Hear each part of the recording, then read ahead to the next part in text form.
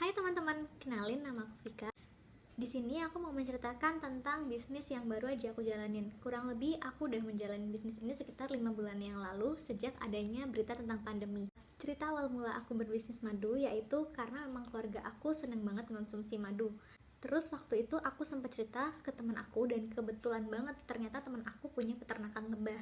Akhirnya kita ketemu, ngobrol, dan ngomongin peluang bisnis madu ke depannya. Yang kedua, madu memiliki kandungan yang sangat baik untuk tubuh. Kalau kita mengkonsumsi madu tiap hari, insya Allah kita akan selalu sehat dan juga tetap fit. Dan yang ketiga, untuk umat muslim memang dianjurkan untuk mengkonsumsi madu. Nah, ternyata masih banyak banget orang yang sering salah kaprah sama madu. Nah, kali ini aku mau mengedukasi teman-teman tentang fakta dan mitos madu, jenis-jenisnya, variannya, dan apa aja sih manfaat yang terkandung dalam madu. Di sini di depan aku udah ada beberapa varian madu yang aku produksi. Di sini ada 5 macam rasa. Yang pertama ada randu, kelengkeng, ada madu hutan, madu kelanceng hitam, dan juga madu sialang. Nah, keempat madu ini merupakan madu ternak dan yang satu ini merupakan madu liar. Nanti aku mau ngejelasin ke teman-teman, tapi seputar tentang madu yang aku jual ya, karena aku memang lebih paham tentang madu yang aku jual ini berdasarkan jenis lebahnya. Jadi madu itu ada 2, ada madu ternak dan juga madu liar. Nah, jenis lebah madu liar biasanya lebih besar daripada jenis lebah madu ternak. Dan lebah liar ini biasanya banyak kita temukan di hutan-hutan di Indonesia. Untuk jenisnya sendiri biasanya adalah lebah Apis dorsata. Sementara untuk madu ternak ini dihasilkan oleh lebah ternak yang memiliki ukuran lebih kecil dibandingkan lebah liar. Untuk jenis lebah yang digunakan biasanya adalah lebah Apis cerana dan juga Apis mellifera. Namun untuk yang madu kelanceng hitam ini kita menggunakan lebah kerdil yang biasa kita sebut lebah trigona. Lebah trigona itu tidak memiliki sengat ya teman-teman. Yang kedua, berdasarkan kandungan madunya. Madu liar ini mengandung vitamin beta-karoten, flavonoid, asam fenolat, polifenol, asam laurat, dan asam nikotinat yang tinggi. Sedangkan untuk lebah ternak ini memiliki antioksidan, anti peradangan, dan antibakteri, namun kandungannya tidak setinggi yang dihasilkan oleh madu liar.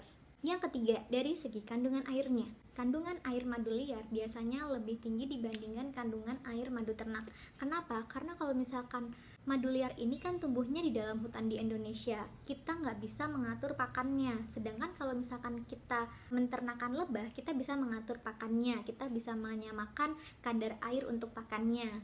Seperti itu teman-teman. Untuk standarnya, madu liar ini memiliki batas maksimal kandungan air sebesar 24%, dan untuk madu ternak memiliki batas maksimal kandungan air 21%.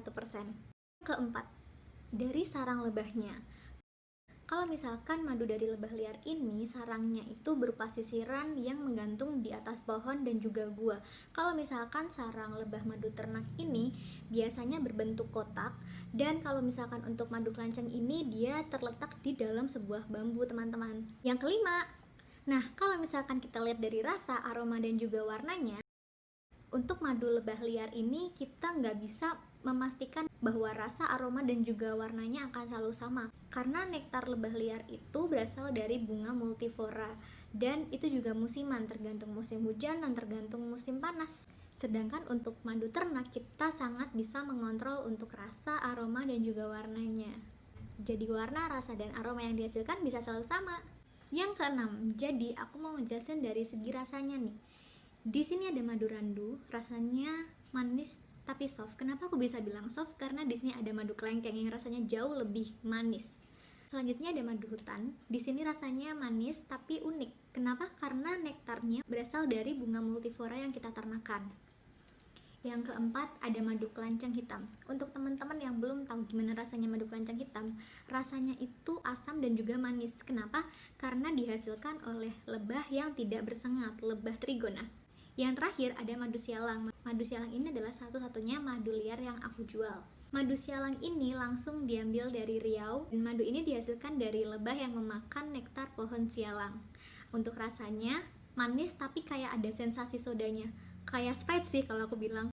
Selanjutnya kita mau ngebahas tentang mitos dan juga fakta. Nah, mungkin banyak teman-teman nih yang denger katanya kalau misalkan ada madu yang disemutin berarti madu itu mengandung banyak gula di dalamnya. Itu mitos ya teman-teman. Yang benar faktanya adalah Madu yang disemutin memiliki nektar buah yang sangat manis, seperti contohnya madu kelengkeng. Madu kelengkeng ini kadang kalau misalkan kita udah buka, itu ada semutnya juga, dia disemutin juga gitu. Padahal sebenarnya ini asli, ini nggak ada campuran apa-apa. Seperti kalau misalkan kita makan buah kelengkeng, sebelum kita kupas, bahkan buahnya aja udah disemutin gitu kan. Berarti memang itu karena rasa nektar buah yang dihasilkan sangat manis. Ya, ada lagi, kalau misalkan teman-teman pernah dengar, katanya kalau misalkan kita masukin madu ini ke dalam freezer, lalu besoknya kita gulingin seperti ini dan madunya membeku, berarti madu itu dicampurin air. Faktanya, seperti yang udah aku jelasin tadi, semua madu itu mengandung air, namun kadar airnya berbeda-beda. Asal dia masih ada di ambang batas, yaitu nggak apa-apa. Nah, terus kira-kira gimana ya caranya ngecek supaya kita bisa tahu bahwa madu kita ini asli atau palsu nih? Kalau misalkan teman-teman ada madu di rumah, coba dicek ya. Caranya adalah teman-teman bisa tuang madunya ke dalam wadah atau piring atau mangkuk, terserah apapun, dan kemudian teman-teman lihat kira-kira kayak apa nih teksturnya. Kalau misalkan udah didiemin semalaman, setelah kalian tuang ke dalam wadah tersebut, besoknya seharusnya teksturnya masih sama. Kalau misalkan teksturnya berbeda, berarti ada kemungkinan bahwa madu yang teman-teman punya itu tidak asli. Oke, mungkin segitu dulu ya penjelasan aku tentang madu. Aku udah cukup mengedukasi teman-teman. Semoga teman-teman gak salah kaprah lagi tentang mitos dan juga fakta madu, dan semoga sharing awal ini bermanfaat. Terima kasih dan sampai jumpa di kesempatan berikutnya.